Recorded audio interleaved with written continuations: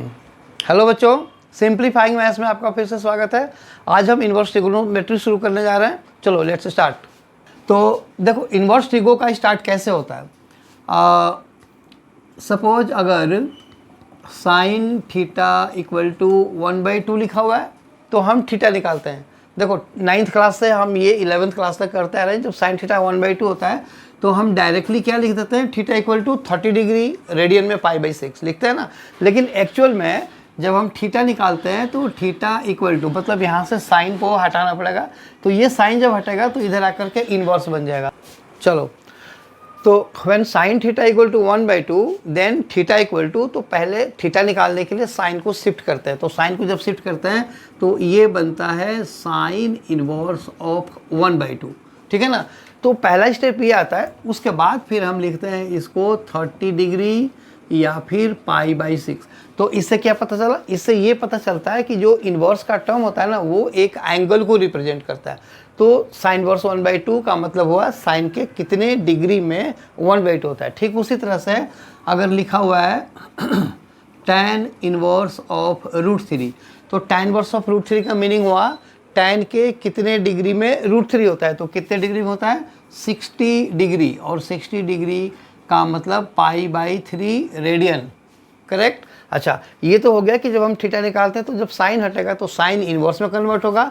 ठीक उसी तरह से अगर कोई इनवर्स का टर्म दूसरी साइड में हम शिफ्ट करते हैं तो वो इनवर्स कैंसिल हो जाता है। जैसे इफ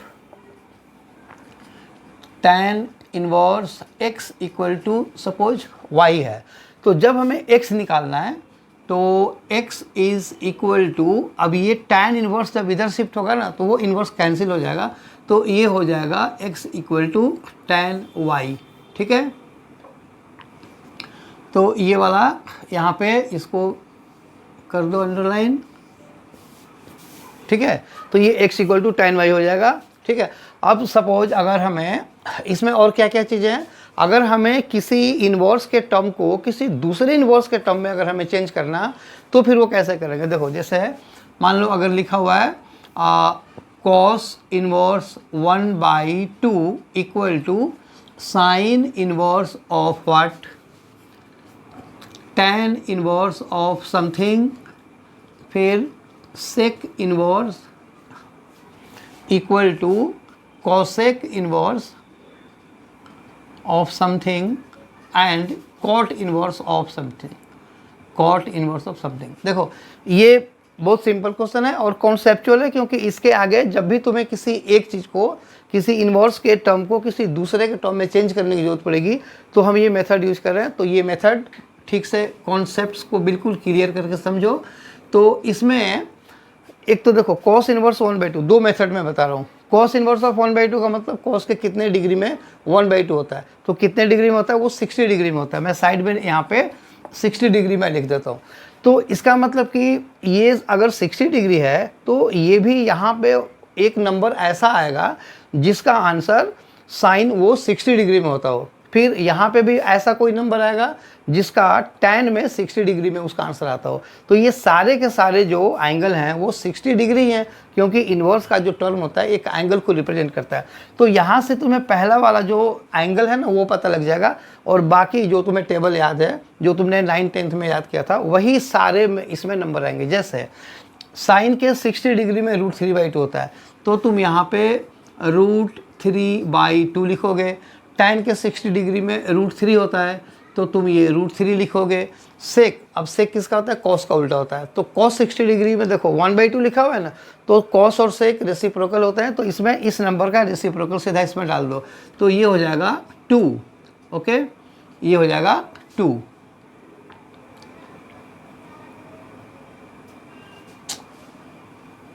ओके, कोसेक इनवर्स, तो कोसेक और किसका उल्टा है, तो कोसेक साइन का। साइन में क्या है, √3/2। तो ये भी एक ट्रिक समझो कि जो भी इसमें नंबर है, लेकिन ये ध्यान रखना कि पॉजिटिव नंबर को ही हम रेसिप्रोकल कर सकते हैं, अगर नेगेटिव हो तो नहीं कर सकते। नेगेटिव में सिर्फ साइन इनवर्स और कोसेक इनवर्स पॉसिबल है, बाकी कहीं भी ये यूज नहीं होता। बाकी सब में अगर नेगेटिव हो तो हम नहीं कर सकते, सिर्फ साइन में कर सकते हैं। तो अगर यहाँ पे माइनस होता है तो हम यहाँ पे -2/√3 लिख सकते थे, लेकिन बाकियों में नहीं लिख सकते। ओके, तो अभी फिलहाल ये इसका उल्टा है, तो 2/√3 हो जाएगा। फिर अब कॉट के 60 डिग्री में क्या होता है, तो कॉट टैन का रेसिप्रोकल होता है। टैन 60 डिग्री कितना होता है, √3, मतलब √3/1, तो उसका रेसिप्रोकल 1/√3, तो ये हो जाएगा 1/√3। ठीक है, चलो ये हो गया जब तुम्हें डिग्रीज पता हो। मान लो तुम्हें डिग्रीज नहीं पता, मैं कोई ऐसा नंबर दूं जो नॉन स्टैंडर्ड एंगल हो, यानी कि वो एंगल में नहीं आता हो, स्टैंडर्ड एंगल में नहीं आता हो, उस केस में क्या करोगे? उस केस में देखो एक और एग्जांपल देता हूँ, ये तो हो गया इसके बेस पे। चलो यहाँ पे मैं इसमें फर्स्ट लगा देता हूँ। Now second question, suppose sign inverse of 3/5 ये मैंने दिया, और अब इसके बाद जो बाकी के 5 ट्रिग्नोमेट्रिक जो फंक्शंस हैं मैं वो लिख देता हूँ पहले। ठीक है, यानी कि कॉस इनवर्स ऑफ, फिर टैन इनवर्स ऑफ, फिर कॉट इनवर्स, फिर कोसेक इनवर्स,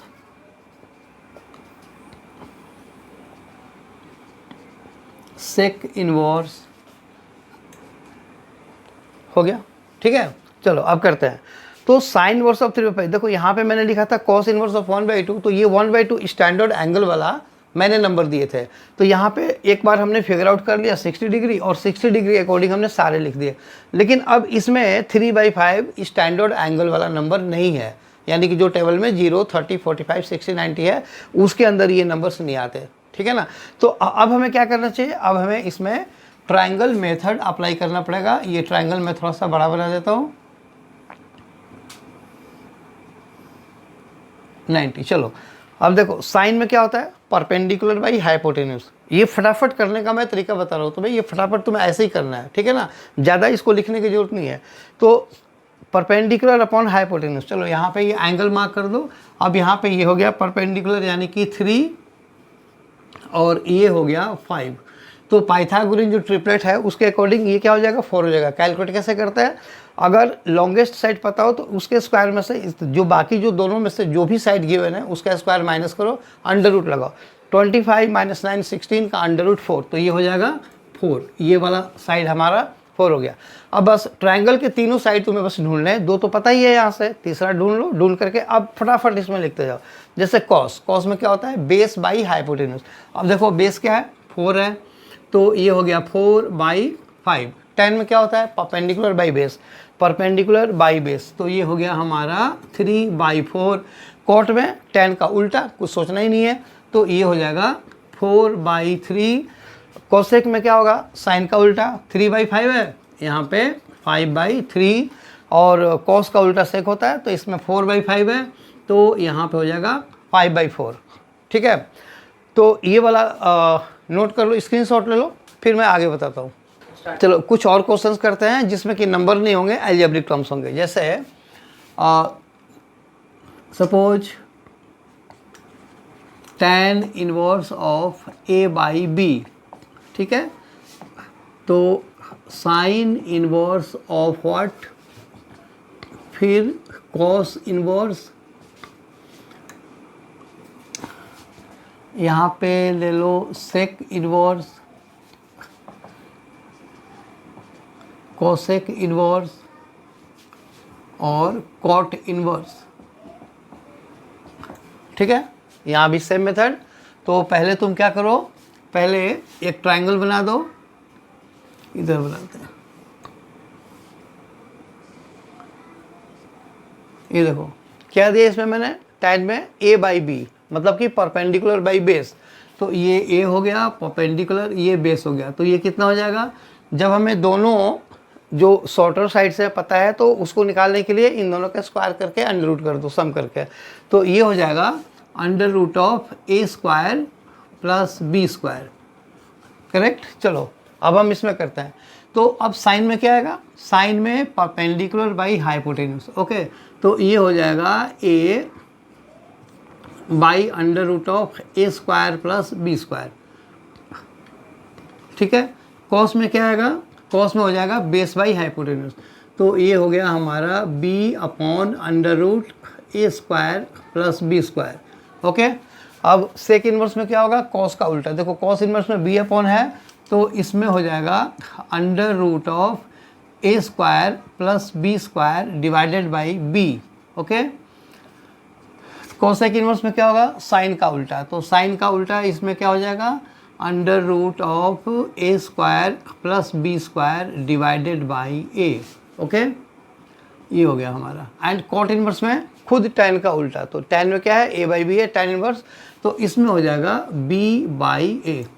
ठीक है, आई होप ये तुम्हें समझ में आया। हाँ, तो कुछ पहले 11th का बेसिक हम एक बार डिस्कस कर लेते हैं, तो ये थोड़ा जल्दी समझ में आएगा। देखो, साइन थीटा की न्यूमेरिकल वैल्यू -1 और 1 के बीच में होती है, दोनों नंबर इंक्लूडिंग होते हैं। कॉस थीटा की भी वैल्यू -1 और 1 के बीच में होती है, दोनों वैल्यू इंक्लूडिंग होते हैं। tan थीटा -इन्फिनिटी से लेकर के +इन्फिनिटी तक होता है, लेकिन इन्फिनिटी खुद में ही डिफाइन नहीं है, तो इसलिए यहाँ पे देखो इक्वल टू मैंने नहीं लिखा, सिर्फ ये लिखा हुआ है। ठीक है ना।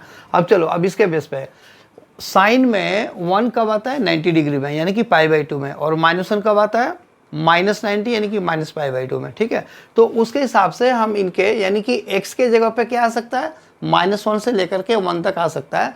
तो ये जो पूरी वैल्यू है ना, ये एक तरह से fx है, यानी कि y, तो y equal to sine inverse x, तो y की जो वैल्यू होती है उसको हम क्या बोलते हैं, रेंज बोलते हैं। ओके, तो इसकी जो वैल्यूज है वो कहाँ से कहाँ तक लाई करेगा, तो साइन इनवर्स x क्या है, ये एंगल है पूरा, तो एंगल की वैल्यू हमें लिखनी है, ये -π/2 से π/2, और ये रहा क्लोज्ड इंटरवल, इसमें लाई करेगा। समझ में आया।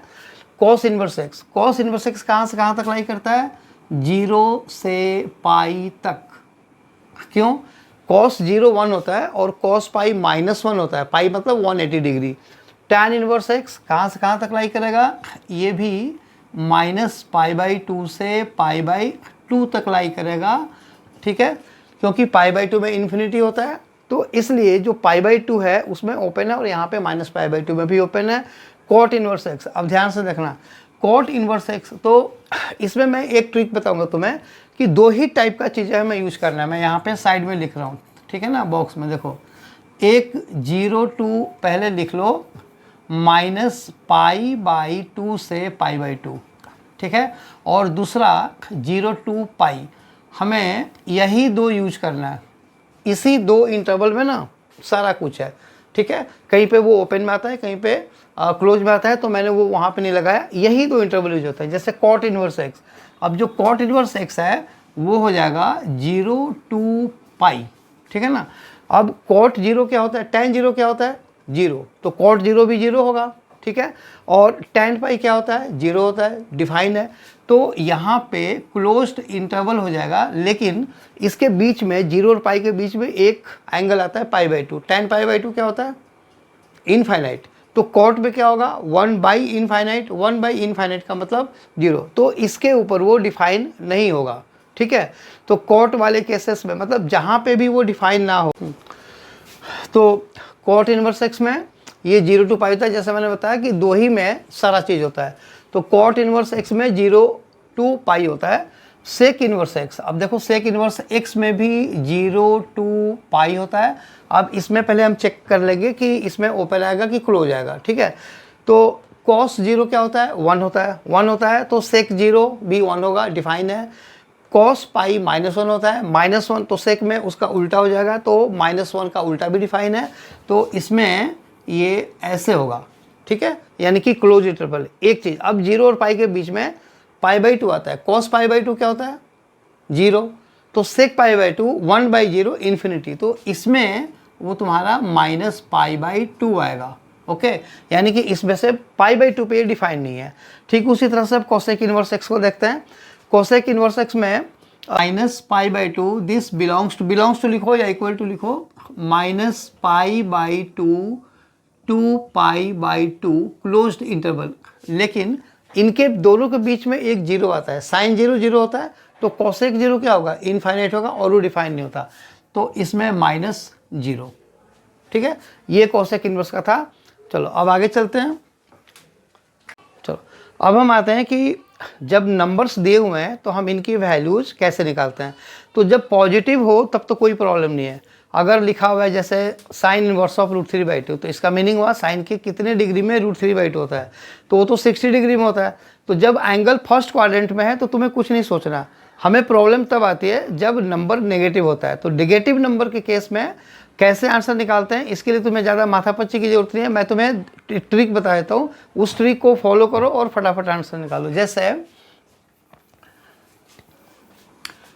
सपोज अगर कॉस इनवर्स ऑफ -1/2 है, पहले मैं नंबर से समझा रहा हूँ, फिर उसके बाद मैं तुम्हें ट्रिक बता दूंगा।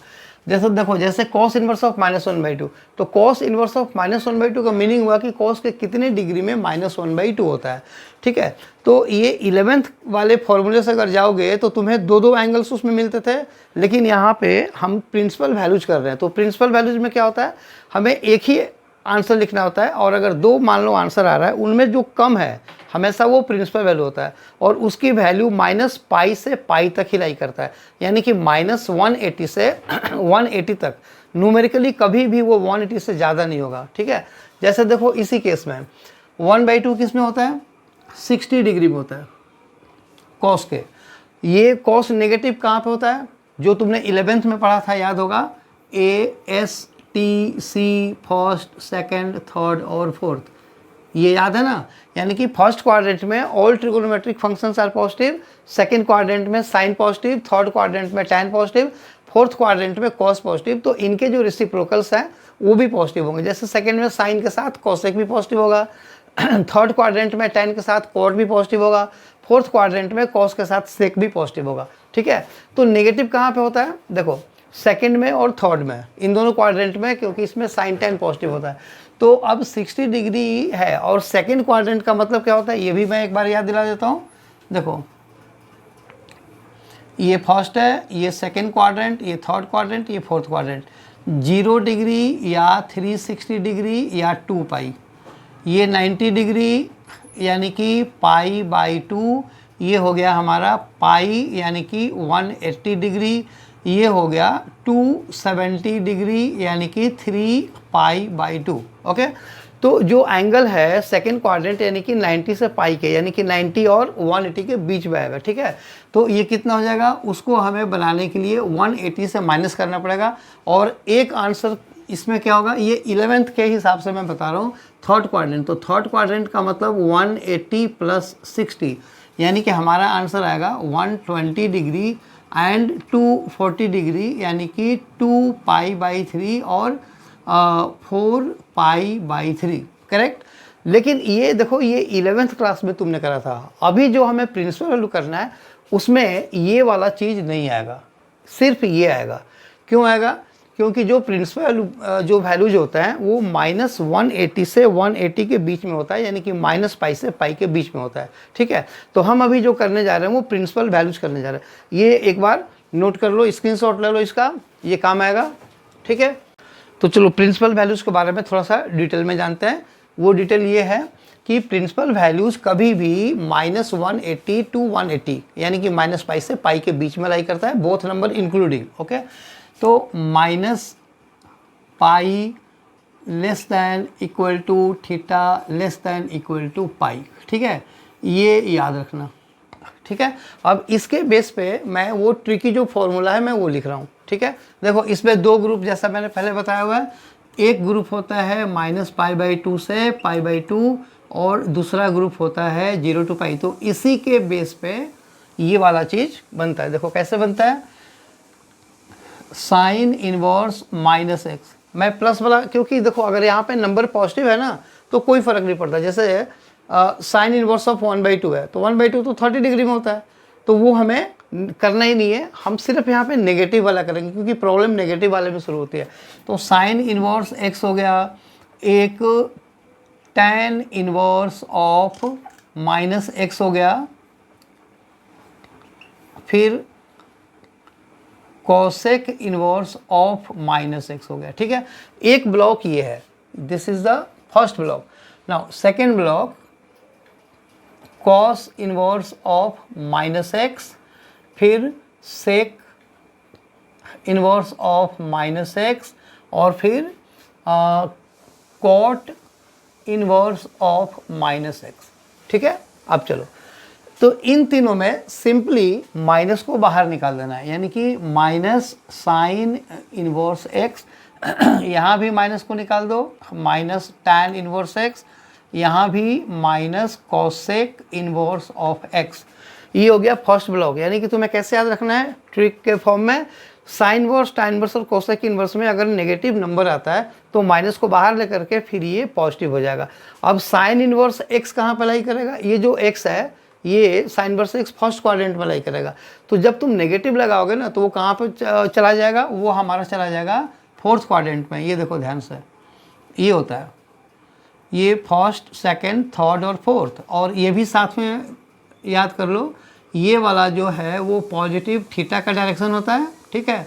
और जब इधर मूव करते हो तो नेगेटिव थीटा का डायरेक्शन होता है। तो यहाँ पे जो आंसर आएगा वो क्या आएगा, minus of first quadrant angle. एक एग्जांपल मैं बताता हूँ, जैसे साइन इनवर्स ऑफ -1/2, तो माइनस साइन इनवर्स 1/2 यानी कि -30 डिग्री, ये इसका आंसर हुआ। अब खुद देखो यहाँ पे 0 है, -30 का मतलब कि इधर कहीं पर लाई करेगा, तो कौन सा क्वाड्रेंट हुआ, कहने के लिए फोर्थ क्वाड्रेंट हुआ, लेकिन उसकी न्यूमेरिकल वैल्यू 270 और 360 के बीच में नहीं है। इसीलिए मैंने स्टार्टिंग में बोला कि हमें किसी भी तरह से एंगल की जो न्यूमेरिकल वैल्यू है वो -180 और 180 के बीच में ही होनी चाहिए, ठीक है। तो अब देखो, तो ये क्या हुआ, माइनस जब बाहर आ गया तो साइन इनवर्स ये पॉजिटिव है ना, तो पॉजिटिव जो नंबर है उसका आंसर हमेशा फर्स्ट क्वाड्रेंट में लाई करेगा। तो ये तुम्हारा सिर्फ माइनस को बाहर निकालना है। अब बाकी तीनों में क्या करना है, इन तीनों में हमें पाई से इसको माइनस करना है, यानी कि pi minus cos inverse of x, फिर यहाँ भी pi minus sec inverse of x, और यहाँ पे भी pi minus cot inverse of x।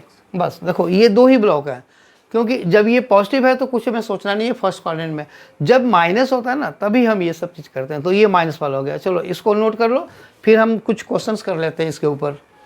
फिर ये तो कुछ क्वेश्चंस मैंने कॉपी किया यहाँ पे। अब देखो इसको हम, इसका आंसर हम कैसे निकालते हैं।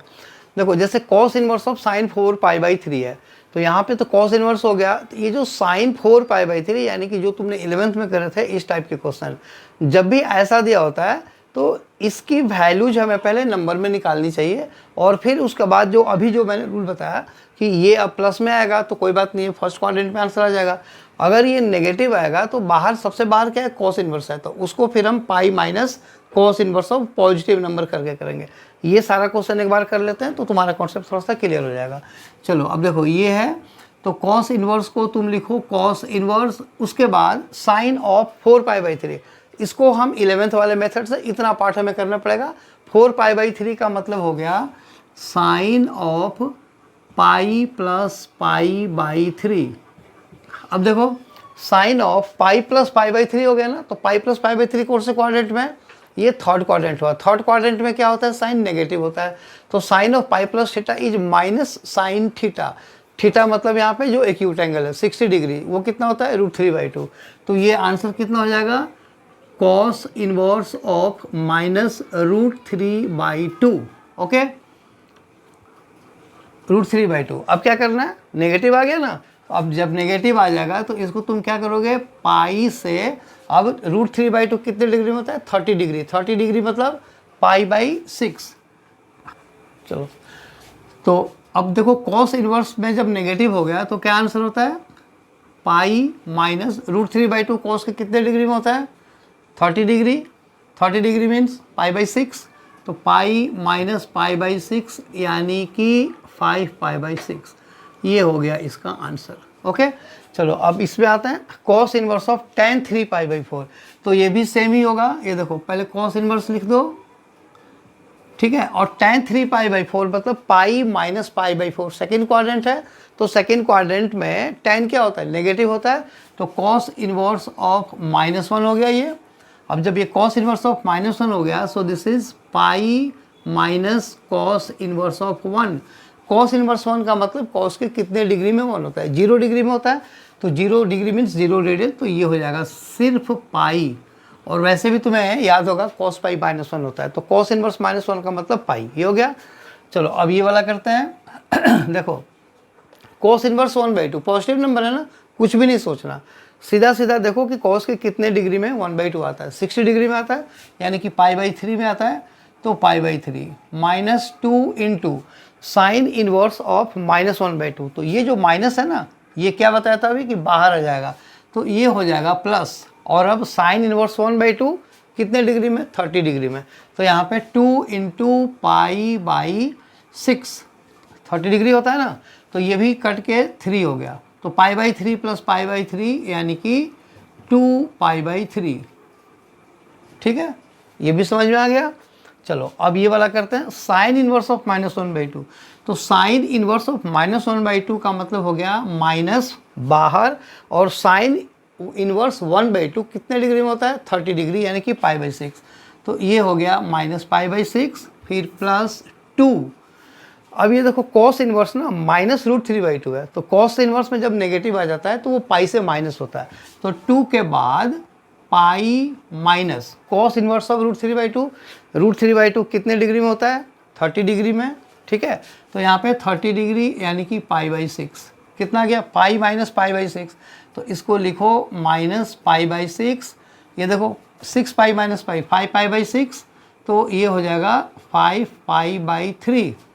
ठीक है, 5π/3 2 से काट करके। अब ये कितना हो गया हमारा, ये हो गया 10π/6, तो माइनस यानी कि 9π/6 यानी कि 3π/2।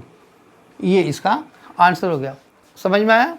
ये वाला, ये सब चीज़ें समझनी है कि नेगेटिव है, नेगेटिव आया, ये नेगेटिव है तो वो पाई से माइनस होगा। ठीक है, तो ये वाला तुम्हारा हो गया इसका आंसर। चलो अब ये वाला करो।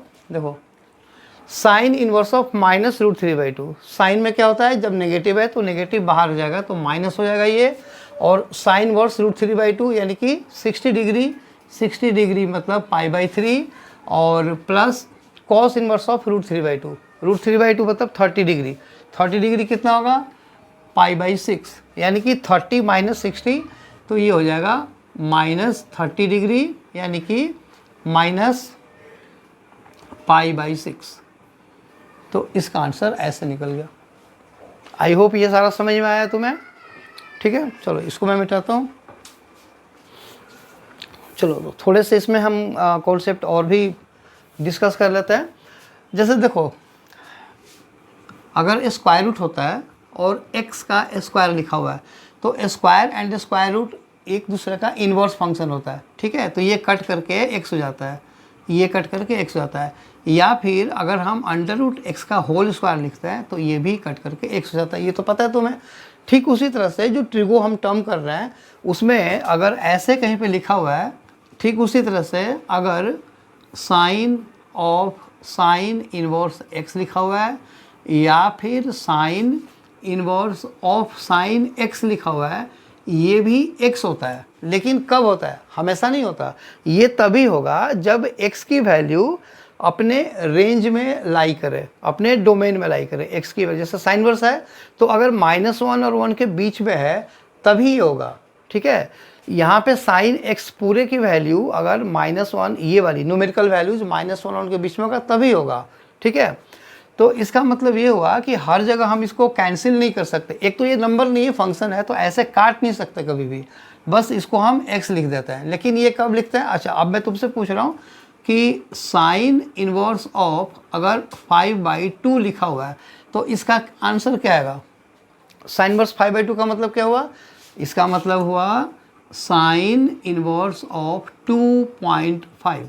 अब तुम्हें मैंने स्टार्टिंग में ही बता दिया था कि साइन और कॉस की न्यूमेरिकल वैल्यू -1 और 1 के बीच में होती है।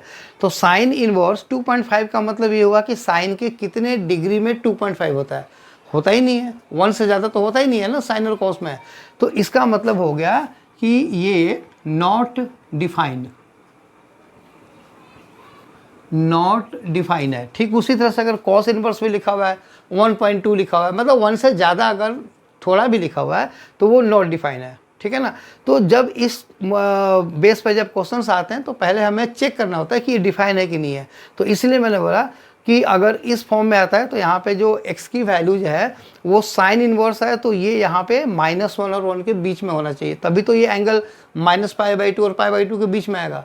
तो वो जो कॉन्सेप्ट बताया था स्टार्टिंग में वो सारे इसके अंदर हम यूज करते हैं, उसके बगैर नहीं होगा, कहीं भी तुम लोग नहीं लिख सकते। जैसे एक और एग्जाम्पल देता हूँ, अगर लिखा हुआ है मान लो tan inverse of tan 7 pi by 2, ये लिखा हुआ है।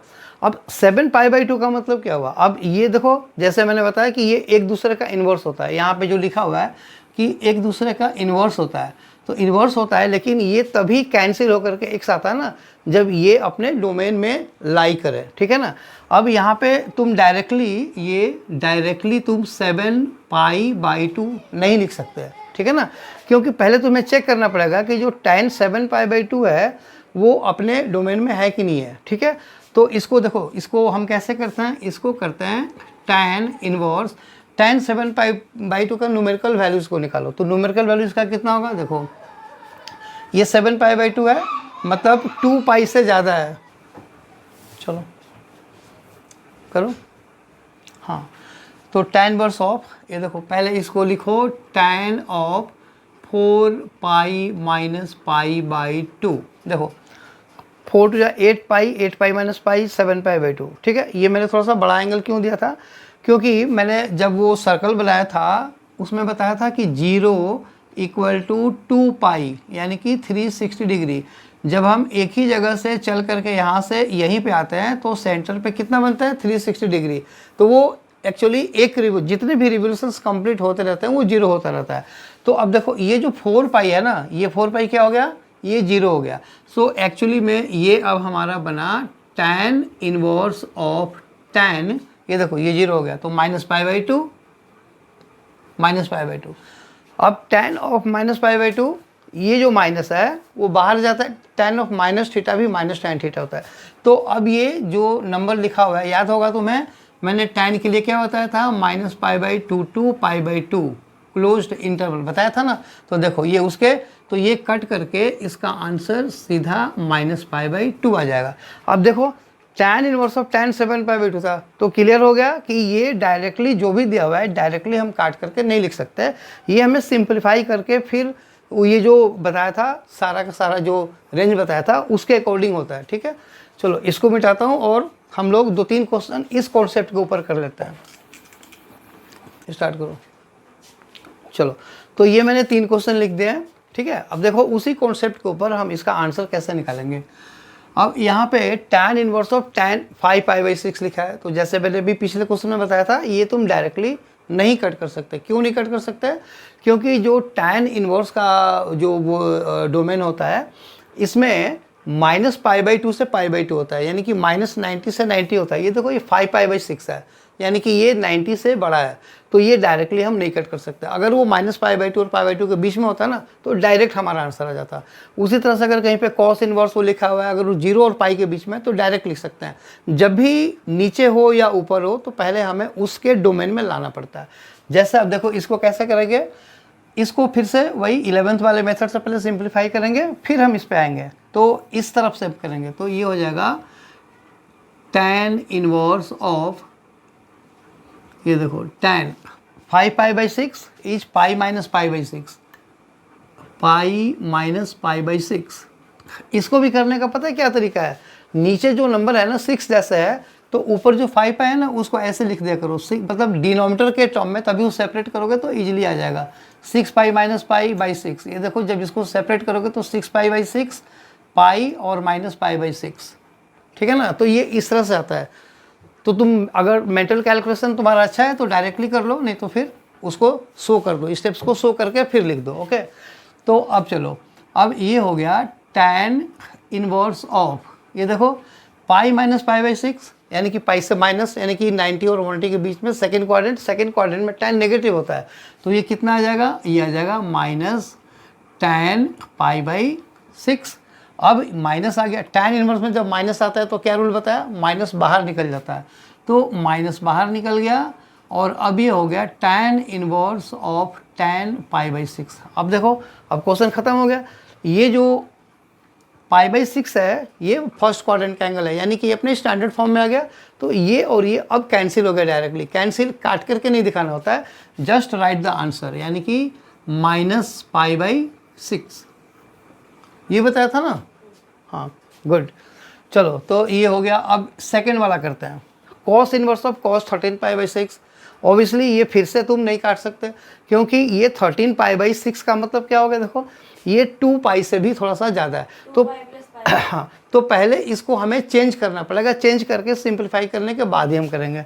तो इसका पहला स्टेप हो गया कॉस इनवर्स ऑफ कॉस, ये देखो 13π/6 को लिखो 2π + π/6, चेक कर लो, 6 × 12π, 12π + π 13π/6, तो ये हो गया। अभी क्या बताया था, 2π का मतलब 0 होता है, यानी कि एक रिवोल्यूशन कंप्लीट हो गया, तो ये 0 हो गया। सो इसका आंसर आया कॉस इनवर्स ऑफ कॉस, ये तो 0 हो गया, तो क्या बचा π/6। अब ये फिर से अपने डोमेन में आ गया, देखो ये π/6 मतलब 30 डिग्री, 30 डिग्री तो फर्स्ट क्वाड्रेंट में ही करता है, तो इसमें कुछ भी रूल नहीं रहेगा, सीधा सीधा कॉस इनवर्स ऑफ का और कॉस कैंसिल होकर के इसका आंसर हो गया π/6। ये भी समझ में आ गया। चलो अब थर्ड वाला करते हैं। ये देखो कोसेक इनवर्स ऑफ 2 cos 2π/3। अब यहाँ पे 2π, ये न्यूमेरिकल वैल्यूज है, यहाँ पे एक एक्स्ट्रा 2 है, तो मतलब कोसेक इनवर्स के बाद जितना भी चीज़ है पहले हम उसको सिंप्लीफाई करेंगे करके, और फिर हम देखेंगे कि ये अपने -π/2 से π/2 वाला जो रेंज है उसके अंदर लाई करता है कि नहीं करता। चलो, तो ये हो गया हमारा cosec inverse of 2 × cos 2π/3। cos 2π/3 मतलब कितना डिग्री, 120 डिग्री, π/3 60 × 120, 120 मतलब 180 - 60। तो पहले मैं यहाँ पे लिख देता हूँ इसको, cos of pi - π/3 bracket close, तो ये हो गया हमारा कोसेक इनवर्स ऑफ माइनस, देखो ये किस में है, सेकेंड क्वाड्रेंट में, तो माइनस बाहर आ जाएगा, cos pi - theta is -cos theta, तो माइनस बाहर आ गया, और 2 cos थीटा, थीटा मतलब π/3, π/3 मतलब 60 डिग्री, cos 60 कितना होता है, 1/2 होता है, तो ये हो गया हमारा कोसेक इनवर्स ऑफ -2 × 1/2, ये कट गया, तो ये हो गया हमारा कोसेक इनवर्स ऑफ -1। कोसेक के कितने डिग्री में -1 होता है, वो -90 में होता है, यानी कि -π/2, तो इसका आंसर आ गया -π/2। ठीक है, चलो तो ये नोट कर लो, फिर इसका जो बचा हुआ पार्ट है वो हम नेक्स्ट क्लास में करेंगे। ठीक है, अगर ये वीडियो पसंद आया हो तो इसको चैनल को लाइक करो, सब्सक्राइब करो, ताकि जो भी मैं वीडियो बनाऊँ वो तुम्हें तुरंत मिल जाए। Thank you.